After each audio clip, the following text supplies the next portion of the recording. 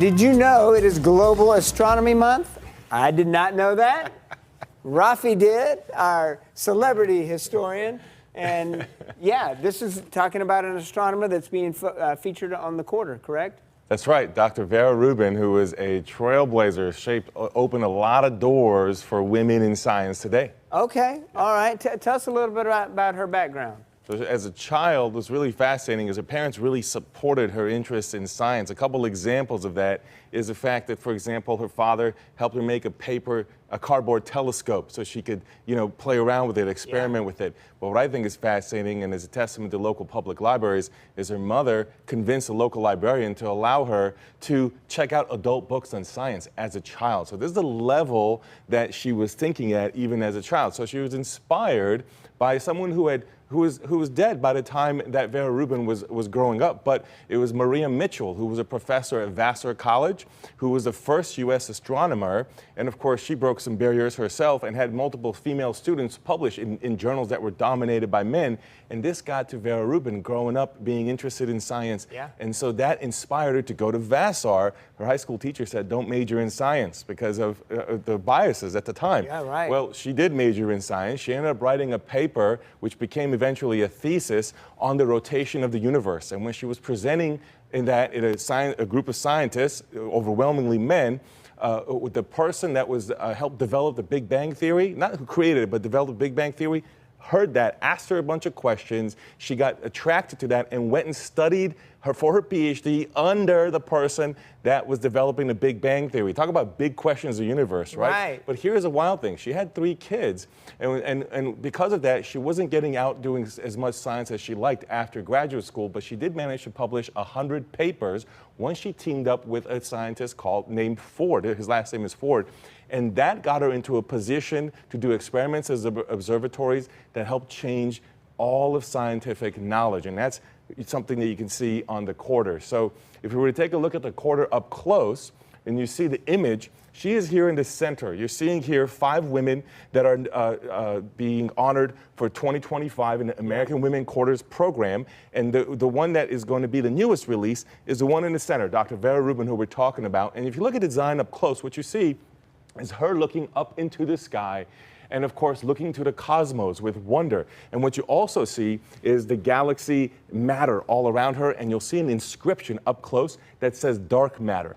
And the reason that matters is because that's her major contribution to science. Those 100 papers I mentioned, and teaming up with Ford. Well, there had been a scientist previous to her that asked the question of, how come these galaxies move apart from each other? They shouldn't move apart from each other based on the understanding of the science at the time, but it was a theory and he didn't have evidence.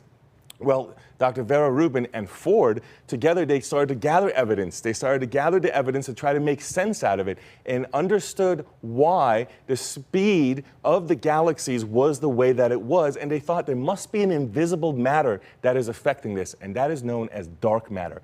Believe it or not, the universe is 80% made up of dark matter. And this is what they discovered and demonstrated. And that is foundational to physical science today and created a whole bunch of subfields out of that. So she wasn't just a trailblazer as a female scientist, she was a trailblazer as a scientist, period, overall. And now immortalized on the U.S. quarter because money is where nations honor their heroes.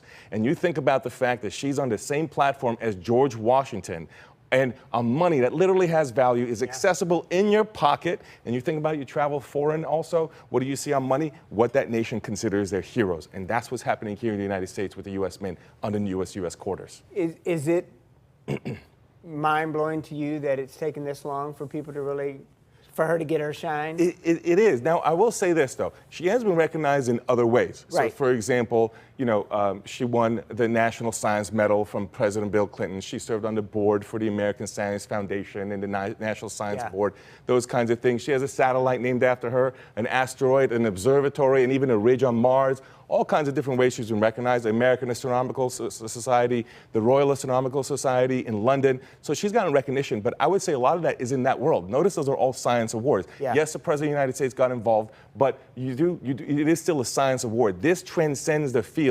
So yes, it doesn't blow me away that she's been recognized in the world of science and even up to the U.S. president, but it does blow me away that you know, she's not a household name. Yes, absolutely, because she literally helped discover the universe, Right. if you think about it. Right. And what's really fascinating, too, to your point, is this is the first time that we have an entire quarter series dedicated to American women in all the history of the U.S. Mint. Wow. It started in 2022. There are 5 women a year that are honored all the way through 2025. So total, there are 20 women over the 4 years. This is the final year that we're having this. But it's the first time that we have American women honored on our currency, or an entire series dedicated to American women. We've had women here and there pop up on currency, but not an entire series. So to your point, it does take time to come around and recognize these. I absolutely agree with you. But I think it's so cool, as I mentioned, because you're on money, to transcend your field. That's when you made it as a legend, I think, is when, you know, it's kind of like in music, right? Why is Elvis Presley such a big deal? Transcended genres. Why is Shakira such a big deal? Transcends genres, right? Yeah. The people that transcend genres are going to be more iconic. And I think putting people on money helps do that. He's Raffi, and you've just been informed about Dr. Vera Rubin. That's very awesome. Yeah, absolutely. Great. Take a look in your pocket. Yeah, could be on the quarter. Hey, we will see you tomorrow. Studio STL. Have a great one, St. Louis. Today's your best day. Go live it.